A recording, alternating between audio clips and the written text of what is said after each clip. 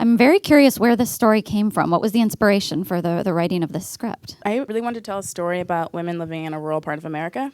And I knew I wanted to tell a human story about things that were in the news that were really politicized, like healthcare and women's reproductive rights and access to healthcare for women in particular. And so I just kind of set out to find the perfect place to set a story about those themes.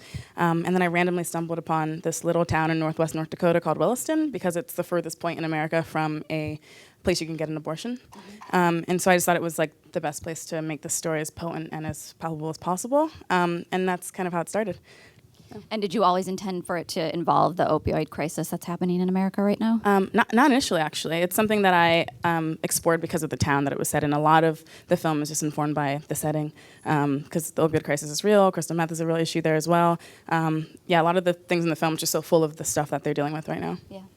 So casting-wise, this is sort of a film that lives and dies by the two sisters. Absolutely. And so I'm wondering, did you have Tessa and Lily in mind, or what was the process there in involving them? I wrote it with no one in mind at all. And then Tessa and I met at the director's lab at Sundance, which was an amazing experience. And Luke and I met that way as well, playing a very different part. He was playing the boyfriend in a earlier draft of the script, changed a bit, and I just fell in love with Tessa. She just brought so much to the role, and then the role was it just became hers. And then with Lily, I was just like, I hope they let me cast her. I was like, I hope she wants to do it, because I just was such a fan of her work. I saw her on stage in London when I lived there, and I was just blown away by her.